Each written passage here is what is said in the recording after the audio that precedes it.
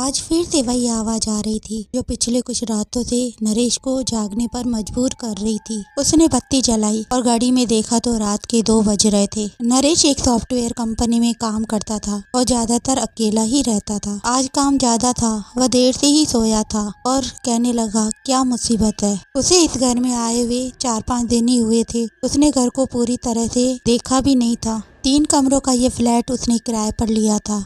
नरेश के कानों में आती हुई आवाज ने उसकी नींद उड़ा दी थी। मैं आज किसी भी तरह इस आवाज का पता लगा कर रहूंगा, बोलता हुआ नरेश दूसरे कमरे की तरफ मुड़ा। हो न हो ये आवाज इसी कमरे से आ रही है। अब उसे आवाज क्लियर सुनाई दे रही थी। ये आवाज एक औरत की थी। नरेश डरते डरते उस कमरे में गया, लेकिन अंधेरे की वजह से उसे वहाँ कुछ दिखा नहीं। जब कमरे की लाइट जलानी चाहिए तो एक भी स्विच काम नहीं कर रहा था, इसलिए उसने मोमबत्ती जलाई। मोमबत्ती जलाकर जब वह उस कमरे में वापस आया तो उसे चारों तरफ नजर फहराई तो उसे कुछ भी नहीं दिखाई दिया। उसे सिर्फ उस कमरे में एक लोहे की अलमारी दिखी। नरेश का दिल जोरों से धड़क रहा था। एक मन किया कि वह वापस चला जाए, लेकिन वह आवाज उसको अपनी तरफ आकर्षित कर रही थी। वह अलमारी की तरफ बढ़ने लगा जहाँ से वह आवाज आ रही थी। नरेश ने कांपते हाथों से अलमारी का दरवाजा खोला तो वह पीछे हट गया। उस अलमारी में एक आईना रखा था। उसी आईने में गाने की आवाज आ रही थी। उसके हाथ पैर ठंडे पड़ रहे थे। उसने जैसे ही आईना अपने हाथ में लिया तो वह आवाज बंद हो गई। उसने चैन की सांस ली और बोला, चलो भला टली। लेकिन जैसे ही उसने वापस आईना अलमारी में रखा तो एक चेहरा उभरा, जिसे देखकर वह काफी डर गया। उसके हाथ से आईना छूट गया और आईने के टुकड़े टुकड़े हो गए और उस आईने के टुकड़ों से उस भयानक चेहरे वाली औरत जोर जोर से हंसने लगी, जिसे देखकर नरेश डर गया और बेहोश हो गया। सुबह घड़ी के अलार्म से उसकी नींद खुली। घड़ी में 8 बज रहे थे। वह अड़बड़ा कर उठा तो उसके हाथ में कुछ था। नरेश के हाथों में वही आईना था जो रात को उसके हाथ से टूट गया था। नरेश हैरान हो गया आईना अपने हाथ में देखकर कि ये आईना तो मेरे हाथ से टूट गया था और ये अब बिल्कुल सही आईना था। नरेश को ऑफिस के लिए देर हो रही थी, इसलिए वह आईना टेबल पर रखकर फ्रेश होकर ऑफिस चला गया। शाम को जब वह घर आया तो उसने टेबल पर आईना देखा। उसे आईना नहीं दिखा तो उसे लगा शायद मेरी गलतफहमी है। वह खाना खाकर लैपटॉप पर अपना काम करने लगा। काम खत्म करके नरेश जब सोने जा रहा था तभी उसे उसी औरत के गाने की आवाज सुनाई दी। वह गाने की तरफ आकर्षित होकर फिर वहीं उसी रूम में गया और अलमारी खोली तो आईना अंदर पड़ा था। उस आईने में से आवाज आई, मुझे पता था तुम आओगे। नरेश डर कर बोला, कौन हो? वह औरत बोली, डरो मत, मैं तुम्हारा कुछ नहीं बिगाड़ सकती लेकिन तुम मेरे लिए बहुत कुछ कर सकते हो। बोला, क्या तुम मेरी कुछ मदद करोगे? कैसी मदद? नरेश घबराते हुए बोला। आईने वाली औरत ने कहना शुरू किया, मेरा नाम निशा है। 1 साल पहले मेरा और मेरे पति का तलाक हो गया था। मैं अपनी बेटी के साथ इस मकान में रहने आई थी। मैं स्कूल में पढ़ाती थी और अपनी बेटी को अपने साथ रखती थी। एक रात स्कूल का काम करते करते मुझे देर हो गई।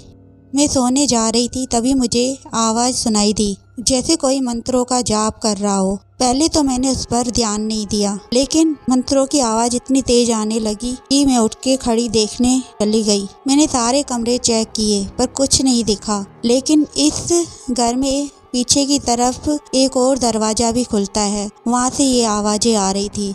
मैंने दरवाजा खोलकर देखा तो वह रास्ता जंगल की तरफ का था। मुझे डर लग रहा था, इसलिए दरवाजा मैंने थोड़ा सा ही खोला। जब मैंने गौर से देखा तो एक आदमी बैठा हुआ था जिसके चारों ओर खोपड़ियां ही खोपड़ियां पड़ी थी और वो मंत्रों का जाप कर रहा था। उस आदमी की बड़ी बड़ी जटाएं और पूरे शरीर में भस्म लगा हुआ था। उसने चाकू निकाला और अपने अंगूठे एक खून निकालकर बड़ा सा तिलक किया। उस आदमी का चेहरा इतना भयानक था कि मेरे मुंह से चीख निकल जाती। लेकिन मैंने पूरी तरह से अपने पे कंट्रोल कर रखा था और वहाँ से हट जाना ही बेहतर समझा। लेकिन दरवाजा बंद करते वक्त मेरा हाथ दरवाजे में आने की वजह से मेरे मुंह से चीख निकल गई और ये चीख उस आदमी ने सुन ली। अचानक मंत्र पढ़ते पढ़ते वह रुक गया। वह समझ गया था कि किसी ने मुझे देख लिया है। वह आदमी मेरी तरफ पलटा और बोला, मेरी साधना को भंग करके तूने अच्छा नहीं किया है। तू जानती नहीं है कि मैं कौन हूँ। तुझे मेरी शक्तियों का अंदाजा नहीं है। मैंने उससे माफी मांगी और रोती रही, चिल्लाती रही। मैंने जानबूझकर कुछ नहीं किया, लेकिन वह इंसान नहीं था। मैंने इससे पहले इतना भयानक रूप किसी का नहीं देखा था। मैं डर से कांपने लगी।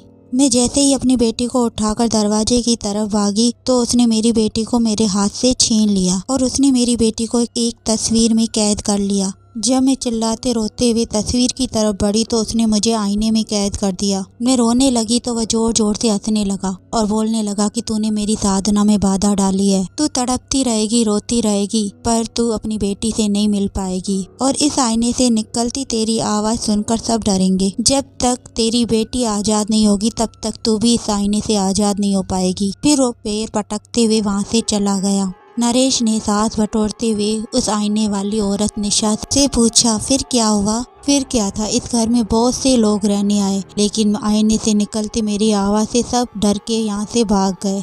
मुझे तुम पर विश्वास है, तुम हिम्मत वाले हो, तुम जरूर मेरी हेल्प करोगे। नरेश बोला, मैं कैसे आपकी हेल्प कर सकता हूँ? सुनो, तुम्हें मेरी बच्ची की तस्वीर की फोटो पर अपने अंगूठे से निकले खून से तिलक करना पड़ेगा, जिससे तांत्रिक का जादू टूट जाएगा और मेरी बेटी आजाद हो जाएगी। उसके बाद मैं भी आजाद हो जाऊंगी। निशा और निशा की बेटी आजाद हो गए और निशा ने जल्दी से अपनी बेटी को गले लगाया। निशा बहुत खुश थी और नरेश का बहुत बहुत धन्यवाद किया और नरेश भी बहुत खुश हुआ क्योंकि उसने माँ बेटी को मिलाया था।